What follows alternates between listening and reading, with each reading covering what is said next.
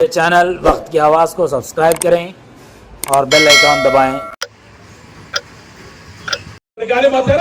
आप all India Muslim personal board ने इस वक्त में पूरे मुल्क में तमाम बकाती में फिक्र के लोगों को एक बैनर से जमा किया, एक स्टेज पर बिठाया और खड़ा किया है और बताया है कि अब हम सब के सब मुत्तफिक हो चुके हैं। हमारे इंतशार से खुश होने वाले हैं बातिल के लोगों, सुन लो हमारी आवाज को। हम सब के सब इस वक्त मुसलमान मुत्तहिद हो चुके हैं और हमारा ये इत्तेहाद, हक का ये इत्तेहाद बातिल को मगलूब करके रहेगा कहिए इंशाअल्लाह। अभी आपको अमलन बताना है, अपने इत्तेहाद का मुजाहिरा करना है। हमारे मजहबी कायदीन यहाँ मौजूद हैं, हमारे सियासी कायदीन यहाँ मौजूद हैं, हम में के बड़े मौजूद है यहाँ। इन सब की क़ियादत में आपको खड़े होना है। खड़े हो जाइए, हाथ से हाथ मिलाइए, हाथ से हाथ मिलाइए, दूसरों का हाथ पकड़ लीजिए। जब भी हालात आएंगे हम एक दूसरे का ताउन करेंगे, एक दूसरे की मदद करेंगे, एक दूसरे के हाथ के साथ मिला करेंगे। ये पूरा खूबसूरत मंजर हमारे इत्तेहाद की अक्कासी कर रहा है। व आखिर दावाना अल्हम्दुलिल्लाहि रब्बिल आलमीन।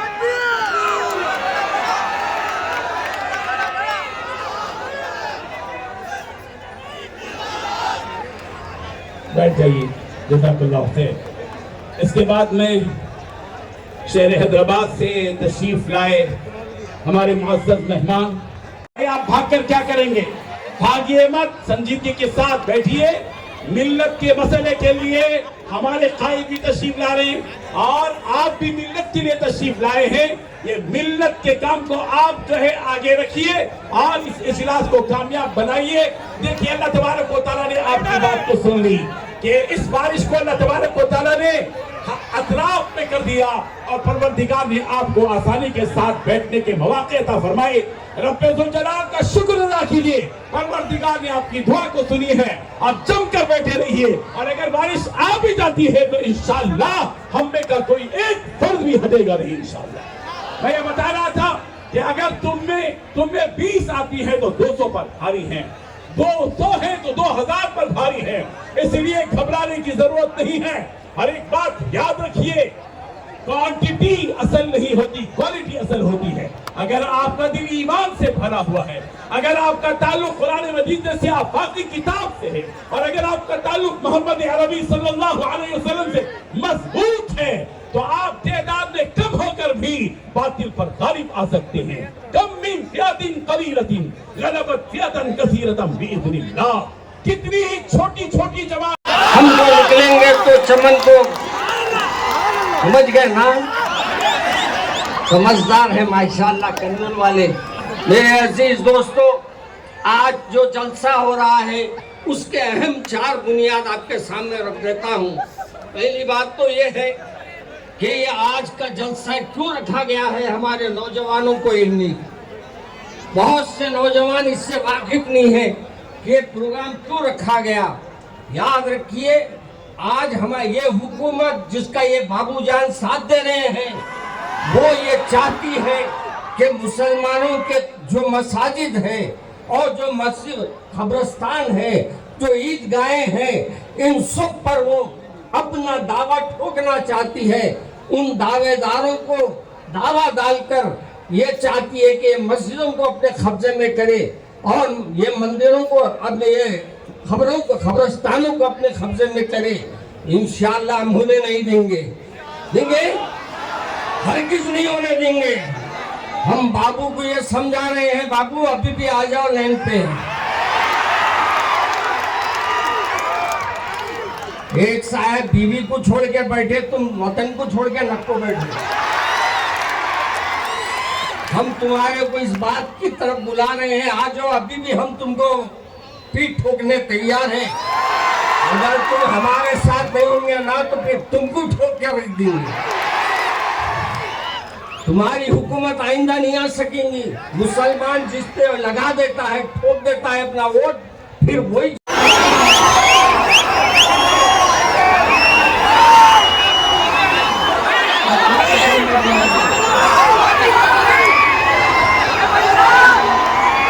लेटर फिर के इस्तेमाल करो। आवाज आ नहीं, नेता होना सिर्फ हमारे को आवाजों में दम नहीं है तुम्हारे, नहीं तो मैं बताओ। चलो बैठो, बैठ जाओ, बैठ जाओ, बस वो जोश बता लिए, जहाँ बताना है वहां बताओ। आप बाबू को बताना है अपने को। अब उन बेटे को आगे ला रही, अगर ऐसे हरकत करे तो उनका बेटा आगे आता, उसको आगे ला सकते हो बोलूंगा, नहीं लाएंगे ना। ये आवाज उनको पहचानने दो, ये बता दो उनको कि बाबू साहब हमारे दम से है आप, हम वोट देते हैं तो आप जीतते हैं, अगर हम वोट नहीं डालते हैं तो आप कहीं के भी नहीं रहते। आपको तेलंगाना से भगाए, आप आंध्रा में आ गए, अब यहाँ से जाके अपना कहीं भी और दूसरी तरफ गुजारा नहीं है आपका। तो मेरे अजीज दोस्तों, मैं अर्ज कर रहा था, इधर सीधा बैठ जाओ, मैं आपसे अर्ज कर रहा था, ये कब्रिस्तानों को, अपने मसाजिद को और अपने ईदगाहों को ये चाहते हैं कि अपने कब्जे में ले ले और मुसलमानों में एक इंतशार पैदा कर दे। मगर हम ये चाहते हैं कि यहाँ के चीफ मिनिस्टर हमारे बाबू साहब जो है, वो ये बिल के ऊपर जो उन्होंने तायद की है, हम उनसे अपील करते हैं कि वो इसकी मजम्मत करें। तैयार है ना आप लोग? अभी बाबू तक आवाज जाना नहीं, आवाज निकाल। सैयद जाकिर अहमद रसाली साहब कन्वीनर, सैयद मोइस पाशा साहब वाली दरगाह, मुफ्ती मंसूर साहब, मौलाना मुर्तज़ा साहब, मौलाना मोहम्मद शोएब साहब, मौलाना नूर मोहम्मद साहब, जनाब दादा पाशा साहब, मौलाना जबीउल्लाह साहब, मौलाना अतर पाशा कादरी साहब, जनाब मुनीर अहमद जमात इस्लामी के नुमाइंदे हैं, साबिक़ रुकन असम्बली अब्दुल लतीफ़ खान साहब, मुफ्ती ज़ुबैर अहमद साहब, प्रोफेसर मतीन कादरी साहब, मौलाना गयास अहमद रशादी साहब, मौलाना इसाक़ साहब, मौजूद हाज़रीन इकराम, क्योंकि 9 मिनट बाकी है और मैं मुख्तसर से वक्त में मैं अपनी पूरी बात तो रख नहीं पाऊँगा, मगर वक्त का 9:30 बजे जलसे को ख़त्म करना है। मेरी आप तमाम से गुजारिश ये है कि ये क़ानून नहीं बनता अगर चंद्राबाबू नायडू, चिराग पासवान, नीतीश कुमार, कुमारास्वामी, अजीत पवार और पवन कल्याण ये लोग अगर बीजेपी के इस लाए हुए बिल की मदद नहीं करते तो आज ये कानून नहीं बनता। मेरी आपसे गुजारिश ये है कि आप कभी भी मत भूलिए चंद्राबाबू नायडू को, पवन कल्याण को, नीतीश कुमार को, चिराग पासवान को, कुमारास्वामी को, अजीत पवार को और जयंत चौधरी को। और आप अपने जमहूरी तरीके से जब कभी भी आपको मौका मिलेगा आंध्र प्रदेश में, आप चंद्राबाबू नायडू को हराइए, पवन कल्याण को हराइए। जब तक आप इनको सियासी तौर पर शिकस्त नहीं देंगे, इनका दिमाग ठिकाने आने वाला नहीं है। और हम शुक्रिया अदा करते हैं जगन मोहन रेड्डी का, उन्होंने इस बिल की मुखालिफत में वोट दिया, और उन तमाम सियासी पार्टियों का शुक्रिया अदा करते हैं जिन्होंने इस बिल की मुखालिफत में वोट दिया। कानून ऐसा बनाया गया है कि मिसाल के तौर पर आपको समझाने के लिए, यहाँ पर करनूल में गोल गुंबज की दरगाह है और वो आसार खदीमा का भी उसमें रोल है। अब जब से ये कानून बन चुका है, वक्फ बोर्ड उसका मालिक नहीं है, ASI उसका मालिक बन चुका है। हम चंद्राबाबू नायडू से पूछना चाह रहे हैं कि आपने कितना झूठ बोला आंध्र प्रदेश की आवाम को कि कुछ नहीं होगा। तीसरी बात यह है कि गवर्नमेंट किसी भी मस्जिद को, दरगाह को, खानखा को आपसे छीन सकती है। आप इस खुशफहमी का शिकार मत रहिए, नहीं हमारे पास है, ये है गवर्नमेंट। कुछ भी सेक्शन 3C उठाकर पढ़ लीजिए आप, और फिर इसमें ऐसा कानून बनाया गया कि लिमिटेशन का कानून लागू कर दिया गया। अगर कोई 20 साल से 12 साल से 20 साल से वक्त की जायदाद पर काबिज है तो चंद्रबाबू नायडू उसको मालिक बना रहे। हम चंद्रबाबू नायडू से पूछना चाह रहे हैं, आपकी एक तरकारी की दुकान है हेरिटेज के नाम से, अगर वहां पर कोई 20 साल से कब्जा करके बैठ गया तो मेरी हो जाती, आपकी रहती। आप लिमिटेशन का कानून उस पर लागू कर दिए। आरएसएस यही चाहती है कि इस मुल्क में उनके पास एक लिस्ट है उन मस्जिदों की, दरगाहों की, खानकाहों की, वो उसको हासिल करना चाहते हैं। और चंद्रबाबू नायडू और पवन कल्याण ने आरएसएस के एजेंडे को सामने बढ़ाया है और आरएसएस को इस मुल्क के सेकुलरिज्म को खत्म करने के लिए, इस मुल्क के आइन को, कॉन्स्टिट्यूशन को कमजोर करने के लिए चंद्रबाबू नायडू ने बीजेपी का साथ दिया। आंध्र प्रदेश में यकीनन तरक्की होनी चाहिए, मगर चंद्रबाबू नायडू आंध्र प्रदेश की आवाम को झूठ बोल रहे हैं। मैं अमरावती के लिए कर रहा हूँ। चंद्रबाबू नायडू अमरावती के लिए नहीं कर रहे हैं, सिर्फ अपने खानदान और दोस्तों के लिए आंध्र प्रदेश की बलि लगा दिए दिल्ली में। कोई अमरावती का काम क्या हो रहा है बताओ आप। मगर अल्लाह का करम है कि हम देख रहे हैं कि इतने कम अरसे में 2024 में इलेक्शन हुआ, आंध्र प्रदेश की आवाम में अभी से चंद्रबाबू नायडू के खिलाफ गुस्सा पैदा हो चुका है। और मुझे यकीन है कि इंशाअल्लाह ताला ये गुस्सा और बढ़ेगा और चंद्रबाबू नायडू को इलेक्शन, जब कभी भी लोकल बॉडी के इलेक्शन होंगे या अगर कुछ भी इलेक्शन हो, मेरी आपसे गुजारिश है कि आप इसका मौसर जवाब दीजिए। हमारे जो भाई तेलुगु देशम पार्टी में बैठे हुए हैं, अगर नायडू आपकी बात को नहीं सुनता, आप निकल जाओ पार्टी छोड़ के, आप कुछ नहीं कर सकते। देखो ये कानून मस्जिद को छीनने के लिए बनाया गया, ये कानून दरगाहों को छीनने के लिए बनाया गया, ये कानून खानकाहों को, कब्रिस्तानों को छीनने के लिए बनाया गया है।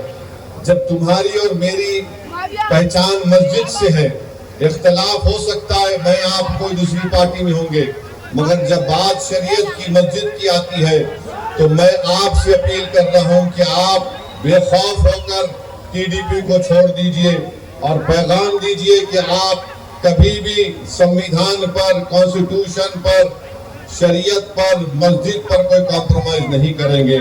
मेरे भाई, मैं आपको बताऊंगा वो नायडू की तायद से क्या हो रहा है। मुजफ्फरनगर में यात्रा शुरू होती है, वहां पर संघ परिवार के लोग चले गए दुकान पर, जाकर कहा कि तुम्हारे पास नाम क्या है। उसने कहा नाम से क्या मतलब। उसका आधार कार्ड पूछे, आधार कार्ड नहीं था। उससे कहा कि तुम्हारी दुकान का नाम ये क्यों है। उसने कहा मेरी मर्जी है। तो उससे कहा तुम्हारा पैंट खोल के दिखाओ हमको। नहीं ये हुआ है, मजाक की बात नहीं है। फिर बाद में शख्स ने कहा कि मैं पैंट नहीं खोलूंगा, तो उसको गाली गलौज की गई। बाद में मालूम हुआ कि जिसको गुस्सा कर रहे थे, गाली दे रहे थे, उसका नाम गोपाल है। अब बताइए आप, इस मुल्क में इस तरह का नफरत फैलाई जा रही है मुजफ्फरनगर में, और चंद्रबाबू नायडू खामोश बैठे हैं। चंद्रबाबू नायडू से हम पूछना चाह रहे हैं, दत्तात्रेय होसोबोले ने कहा कि संविधान में से सेकुलर और सोशलिज्म के वर्ड को निकालना चाहिए। क्या चंद्रबाबू नायडू उस पर राजी है? अगर राजी नहीं है तो चंद्रबाबू नायडू को पब्लिकली कंडेम करना चाहिए दत्तात्रेय होसोबोले के बयान को, कि बेसिक स्ट्रक्चर का हिस्सा है हमारे संविधान का। आप देख लीजिए आर्टिकल 9 क्या है, आर्टिकल 15, 16, 25, 26, 27, 29 क्या है ये। और फिर वोटर लिस्ट में नाम को भी मजहब के नाम पर से नहीं निकाला जा सकता। आज चंद्रबाबू नायडू उसकी भी तायीद कर रहे हैं। मैं आपके सामने बता रहा हूं आखिरी बात, महाराष्ट्र में बीजेपी की सरकार है। नायडू जाकर फडणवीस से बड़े गले मिले, पप्पियां लिए थे उसको। वहां पर क्या हुआ, वहां पर मीरा रोड में, नया नगर में 7 बंगालियों को पकड़ लिया गया। एक का नाम महबूब और शमीम खान था, कंस्ट्रक्शन वर्कर थे, थाना डिस्ट्रिक्ट में पकड़ लिए। उसके बाद और 3 को पकड़ लिए। उसके बाद मियां बीवी को पकड़ लिए, फजल, मदल और तस्लीमा को। इनको पुलिस ने इनका आधार कार्ड देखा, बोले कि नहीं तुम बांग्लादेश के। उसने कहा मुर्शिदाबाद का हूं, बोले नहीं। फोन निकाला, फोन फेंक दिए। उसने पैन कार्ड दिया, पैन कार्ड फेंक दिए। इन 7-8 हमारे बंगाली मुसलमानों को जो हमारे देश के हैं उनको बिठाकर बंगाल पहुंचाकर बीएसएफ के हवाले करके बीएसएफ वालों ने उनको खूब पीटा और उनको ले जाकर ढकल कर बंदूक की नोक पर भारत के बॉर्डर से निकालकर बांग्लादेश के बॉर्डर में फेंक दिया। ये हो रहा है चंद्रबाबू नायडू। आपको अपनी कुर्सी की पड़ी है, हमको हमारे देश से बंगाली जबान बोलते थे। एक शख्स ने कहा कि मेरे पास 5-8 हजार रुपये थे, बीएसएफ के लोगों ने 7,500 रुपये छीन लिए मुझसे, बांग्लादेश में ढकेल दिया उनको। फिर बंगाल की पुलिस ने पूरा भिजाया, कागजात भिजाए कि यहाँ के रहने वाले 3 बॉर्डर है, उत्तर दिनाजपुर, कोच बिहार से ढकेल दिए 7 के 7 लोगों को। बताइए क्या हो रहा है हमारे देश में।